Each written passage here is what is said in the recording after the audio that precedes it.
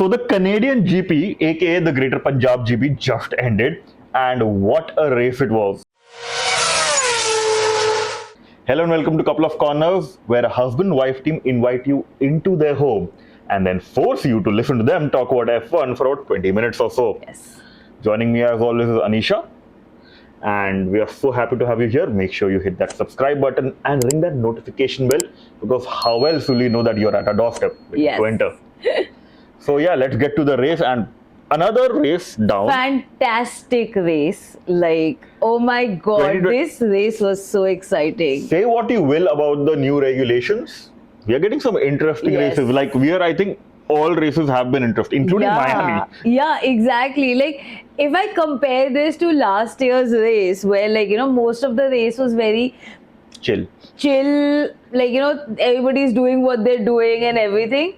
If in comparison to that, this year, oh my God, like there wasn't a minute we left this couch. We were like hooked on. Like last year, we literally had maybe the last lap where Lando went ahead and fumbled and like crashed into Piastri.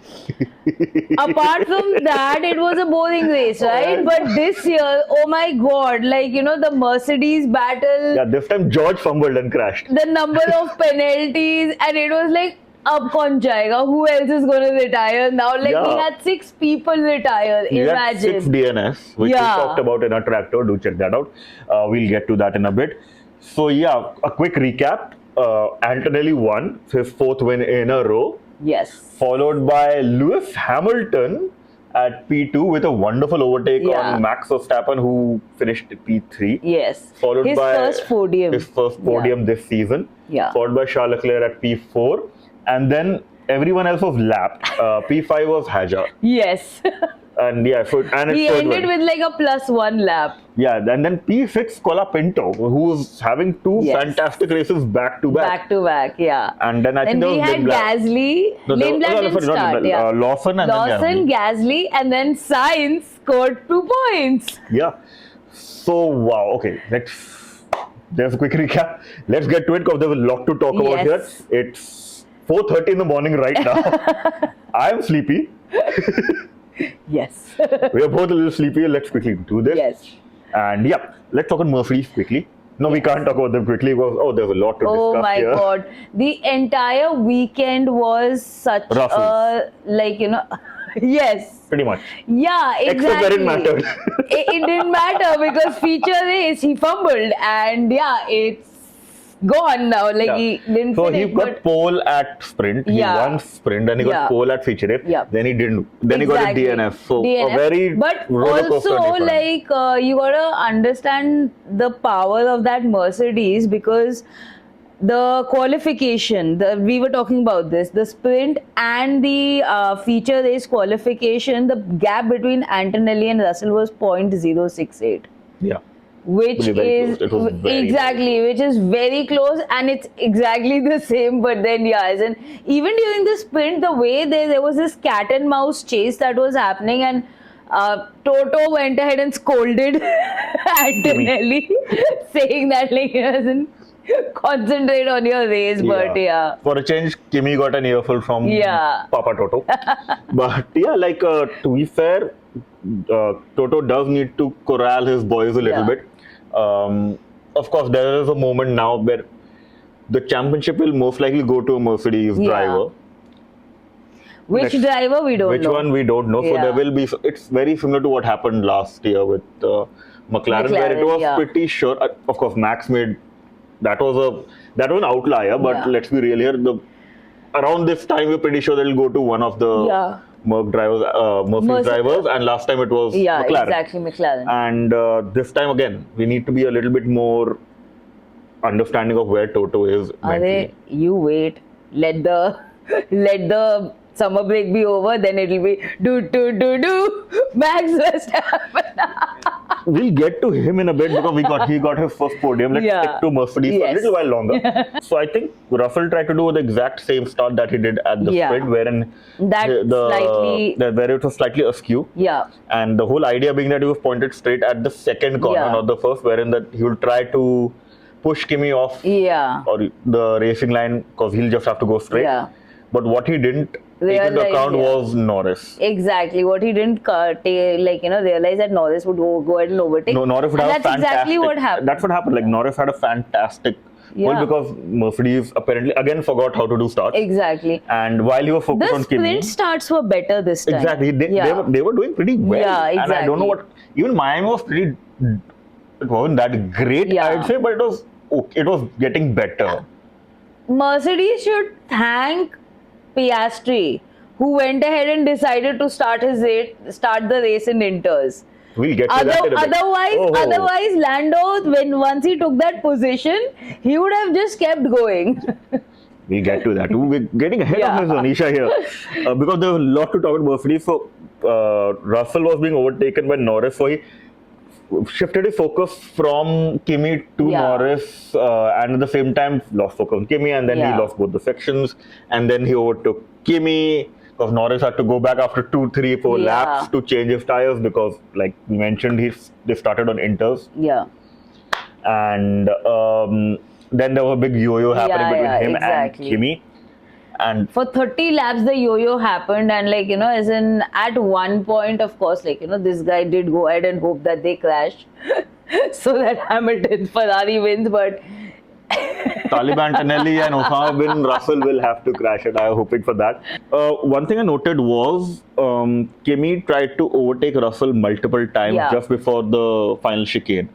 And it, in my opinion, showed Kimi's lack of experience right there. And that was the place where George was showing some of his experience. Exactly. Because George made sure that he was always on the inside. That he was always on the racing line.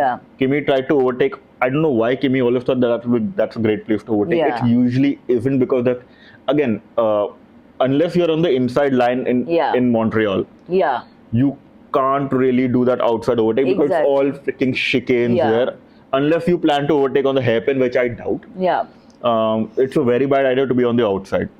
So the best place to overtake is, especially with the new regulation, the best place to overtake right now is using a boost to overtake in on the straights. straights. And which is where we saw, like, Kimi couldn't do it. But that's where Hamilton overtook. And exactly. Right? You saw the difference in experience there. Exactly. So again, Kimi has a lot to learn, but he didn't have to worry about too much because Russell's car decided that he was done listening to Russell whine, I'm assuming. And, again, same chicane, the last chicane, it just gave up. It gave up, and oh my God, did you see the frustration? There is going to be an investigation on Russell for... he was throwing stuff on the track, not supposed to do that. I think he, when I saw the onboard video, he wasn't aiming it on the track. He aimed it slightly. He had the sideways aim, but then I think, it just fell on the track. So but he shouldn't have. He shouldn't have, but I get it. He's frustrated. He was out. I don't know. We let FIA and then he returned to the pit on a scooter, which was very funny. And with that, Antonelli went ahead, and then he managed such a nice gap between him and Verstappen. As in Verstappen and Hamilton, he just went ahead, and for I think the next, this was at around lap 30, 31 something, and then I don't think we saw Antonelli on the screen till about lap 60. Because he had just gained that advantage. I was honestly speaking a little worried because, like I mentioned, it's a war of attrition, that particular track, and the battle with Russell was so intense. I don't know how much of the car was left. The brakes could have been shot by then. The engine could have been overheating. Thankfully, it was very cold day in Montreal. I think once Russell was out of the picture, I think they calmed down. Antonelli just maintained his advantage. And just as in I think he calmed down after that. That was his experience showing as well. Maturity beyond his years per se. So it was overall a fantastic weekend for Mercedes as a whole. Aside from Toto have another problem now, which he has to two drivers to deal with. We have an experienced George Russell who obviously clearly wants to be a champion. But he's been upstaged by an upstart. By a teenager. And it's getting to his head. In the interview, post-race interview, he did not mention. So I think the memes, the videos and everything is getting into his head. Which is a little funny. Yeah, like for Like- someone who has so much experience, it It shouldn't have happened. matter. Yeah. So yeah, so George, if you're seeing this, subscribe, ring the notification bell, and B, dude, calm the heck down. You guys have the best car there. You just need to overtake a kid, Exactly. a very talented kid, but a kid nonetheless. So how hard can that be? Think of how hard can that be. Let's talk about McLaren. McLaren. It was a sad. How hard was it to day. choose those tires, man? So we were watching the post F1. No, we ratio. were watching the F1 Academy race Yeah, we were before watching that, the F1 Academy race. and we did notice that it was a very wet track. Yeah. By the time the drivers' parade rolled around, Yeah. both of us did notice, oh, it's dried up quite a bit. There seems to be a little bit of a drizzle slash mist happening, because we could see it in the Exactly. raincoat Yeah. slash poncho slash wind cheater, whatever you Yeah. want to call it. I think it was wasn't an just- inter. It was just that rumor mill that went ahead and got these guys, because before the race started, the pundits were going ahead and talking about it, that it's such a he said she said situation that somebody said that the turn 10 is wet, and then they went ahead and decided, oh, we will start in inters. A lot of teams started in interns, Here's right? my issue there. This is where I disagree with whoever decided to go with inters. We had a bigger scare at Miami for rain. Over there, everyone made the smart call not to take inters. Yeah. Why did they do it now?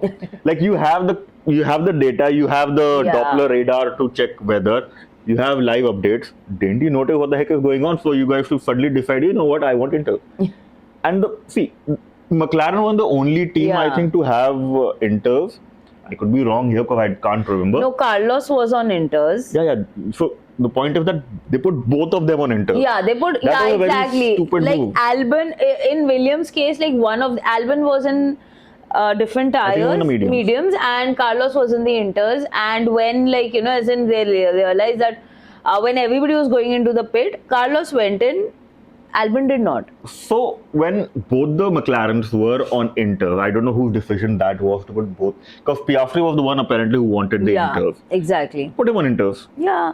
Let Lando be, as in it was very stupid of And them when to both make of them sure that. were on inters, Yeah. they decided to put both at the same time, considering Lando was in the lead. Yeah, exactly. Lando had a fantastic start. Exactly. What I would have I could be completely wrong, of course. What I would have done was leave Lando on the inters because he's in the lead. Nothing to lose per se right now. So- And then undercut later, right? And maybe undercut later if you can. Let's see how far he can take those inters. Exactly. Or maybe push as much as you can to make sure okay, you get one pit stop and then you switch to hards. Yeah. And then you pull that across the entire race. Yeah. Well, to be fair, Lando didn't finish, so Yeah. Another had day. good it did. Meanwhile, Piastri was collecting Penalty penalty points like it was Pokemon. What the heck, man? He literally barged into To Albon, exactly. And I will talk about this in a bit, but Williams is another team which had a terrible freaking race. But they still managed to get points. Albon was having a terrible Yeah, freaking weekend. Albon had a terrible weekend. But anyways, But yeah, talking about McLaren. The DNF from Lando just was a highlight of a very bad weekend. I don't know. I always keep saying that Hannah Schmidt, since she's planning to leave Red Bull, Ferrari would do well to pick her up. Maybe McLaren should also look into that because clearly the Qatar team is now here. So that was some terrible decision to come in and then change the tire again. And They lost all their flexibility. they tried to gain flexibility, I assume, for this one. Exactly. Anyways, that was McLaren. An excellent, pretty good weekend for Ferrari. Yes. Per se. Also, Manchester United won, so Third place there? Third place there, and then second place and fifth place here. I know. Fourth place, sorry, second and fourth, so It's a good weekend. Yeah, I think I can take him out for shopping and get him spending some money now. Really? But yeah, a pretty good weekend for Lewis Hamilton Yes, specifically. Charles could have been better, but a pretty decent Yeah, weekend. but Charles also did spin in between, and it didn't happen because yeah, it didn't happen because the gap between him and Hajar was very high. It was one lap. Yeah, exactly. So yeah, as in that happened, and plus you remember how he scolded the engineers that do not talk to me if you don't have any useful information. Good job. Yeah, you tell when Ferrari gives you a strategy, you go like no. Because that that's exactly what Hamilton did. That's what Hamilton did. So I don't know if you know this story. Apparently, a few weeks ago, Hamilton noticed that the simulator in Maranello wasn't properly calibrated as per the car. So there was some difference between the in-car feel and the simulator feel. So for this race, he decided not to partake in the simulator at all. And well, Hamilton did fantastic. Exactly. And his mom was there. So like, the last time his mom really needs to start coming to podiums. Yes, to the races. Very lucky, yeah, like the last time she was there, he was on the podium at the 3rd position, and this time she was here, he was 2nd position. Next time aayegi to first milega. I know. And so I find it very endearing that maybe Hamilton's trying to impress his mom. Right? So I find it really endearing. So like I hope that's the case. Yeah, like to be fair, a very good race of Ferrari. Exactly. Pretty much no wrong. No wrong, exactly. For a change. Yeah, I can't see any issue. Yeah. There were some, of course, the strategy issues. There were some power issues that Hamilton complained in the sprint Hamilton kept as complaining about like, I have no power, man. I have no power, man. And maybe he's also pulling a Max. Exactly. And then this man is on the podium. So yeah, we don't know. We don't know. So again, no news is good news. Good news, yeah. Red Bull. Max came third, his first podium. He could have been second as well. And Hajar had a very good race, to be honest. He had a good race, but yeah, as in the race pace was he terrible. had 2 penalties. And honestly, by now I've forgotten kisko kis liye penalty mili hai, because there were just too many penalties. Yeah, he had one 10-second penalty. Yeah. That he completed during the virtual safety car. Exactly. Then he had another 5-second stop and go penalty where like I don't know why he got that. Exactly. So the first one he got because he moved under braking apparently. Yeah. Although to be fair, I was seeing the replay. It didn't seem like he was moving under braking. It's just that he was in that direction. Okay. But I don't know. Maybe there was some. But yeah, all these penalties really didn't impact him because Colapinto was 40 seconds behind him. So it didn't matter. Like Colapinto was around 40 seconds behind. So there was another lap behind. Yeah. So yeah. So and to be fair, a very good weekend for Red Bull. Yeah. Their upgrade packages seem to be working. So they're working at Miami as well. So they're on the upward trajectory, which is a very good thing for Red Bull fans and for Max fans. And to be fair, excellent race by Hajar. Exactly. He seemed to be facing a lot of bad luck. Yeah. Because it doesn't seem like it's a lack of talent or inability to cope with the car that we've sort of seen sometimes with the other number 2 driver. He seemed to be pretty comfortable in the Red Bull car. So hopefully we'll see more from of him. It, yeah, exactly. Then Alpine had a fantastic weekend. Colapinto went ahead and scored points back to back. 6th place, his best finish. So yeah, that was there. Gasly, I think, struggled a bit during the sprint, but as in this race also he managed to get points. I think he was 8th. He came 8th. Yeah, he was 8th, so that was pretty good. Flavio has both the boys in a very short leash, I guess. I don't know. Maybe Toto might want to ask Flavio for directions. But to be fair, Toto has his own experience with Rosberg and Hamilton. So let's see how that goes. I think for what I could make out, there were new upgrades that were brought to Miami. Yeah. And Colapinto seems to be the one who's benefiting most from them. At least he seems to be the one who's making the most from it. Exactly. So, like, great race from him. Good for him, honestly speaking. Another decent race from VCAB as well. Lindblad did not get to start, like, as in after the formation, before the start, his gearbox gave up. So, like, because of that, we had the multiple extra laps, right? This race was supposed to be 70 laps. And it got reduced to 68 laps, but as in Lindblad didn't have a very good race, but decent win. Lawson did good. It really is 4:30 in the morning right now. Yeah, Lawson did a very good race. Exactly. Lawson came seventh. Seventh, yeah. So yeah, a good race. He was in between the Alpines, so yeah. He was an Alpine sandwich. Let's talk about Williams! a good race for Carlos Sainz and a bad race for Albon. A bad weekend for Albon. Like first he goes in FP1, he hits a freaking groundhog. But yeah, it was sad that FP1 he crashed, and then quali he could not participate because his car was not ready, and then sprint also as in he was somewhere down. I can't even remember where he was.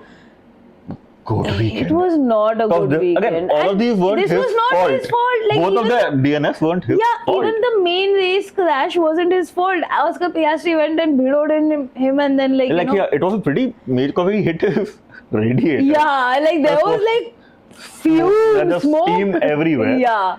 So poor guy can't catch a break. Exactly. So I'm only surprised he's very, very frustrated right now. Yeah, exactly. But to be fair, William seemed to be on the up. Yeah, Carlos scored points. He got 2 points, right? He got 2 points. He came ninth, yes. He came ninth, yeah. Exactly. So, a very good race. He in the sprint quali, he went ahead and managed to reach Q3.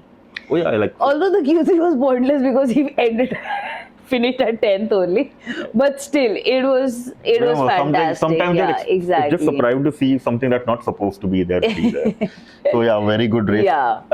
Upper trajectory for Williams as well. Yeah. Which is bad news for both the next two teams, which is Haas and Audi. Yeah. Okay race by Haas as well. No news is good news for both the teams. See, both the teams are grey. So I confuse them. I don't know why I imagine Haas to be grey also. The color palettes between Haas, Audi and Cadillac are so it gets confusing. Anyways. I would like to remind you that right now it is nearly 5 o'clock in the morning and my wife is seeing white as grey. Anyway, so Haas, no news, good news. Same with Audi. Exactly. Hulkenberg again did. I think he got a penalty. I did see. There was a penalty. There was some investigation that was happening. Start line or safety line. Yeah. And the reason why that was there is because a similar incident happened in F2. Yeah. And the driver's name was Nico again, the other driver who got a penalty. Very random information. Very randomly I remember this, but F2 driver who got a penalty for a similar incident, his name was also Nico. I don't know the last name, but he'll just put a text somewhere. Yeah. But so that's it. There was investigation on that. So it was okay. Very as an Aston Martin, Cadillac, very sad. Interestingly, at least Alonso is not giving up. I'll give him that.